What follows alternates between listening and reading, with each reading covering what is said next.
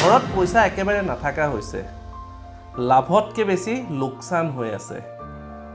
সঞ্চয় একেবাৰে নোহোৱা হৈছে কি কৰিলে ঘৰত পইচা থাকিব এই প্ৰশ্নটি আমালে প্ৰেৰণ কৰিছে লখিমপুৰৰ পৰা ৰাহুল গগৈ আৰু এই প্ৰশ্নটি কেৱল ৰাহুল গগৈ নহয় বিভিন্নজন ব্যক্তিয়ে বিভিন্ন ঠাইৰ পৰা আমাক প্ৰেৰণ কৰিছে এনেকুৱা ধৰণৰ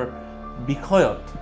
আৰু এইটো আজিৰ দিনত এটা বিশেষ বিষয় হৈ পৰিছে যে পইচা কেনেকৈ ৰ'ব তাৰে উপায় এটি আজি জনাব বিচাৰিছোঁ আপোনালোকে 4টা সোমবাৰ শিৱ মন্দিৰত গৈ শিৱলিংগৰ ওপৰত কুঁহিয়াৰৰ ৰস অৰ্পণ কৰিব পাৰে লগতে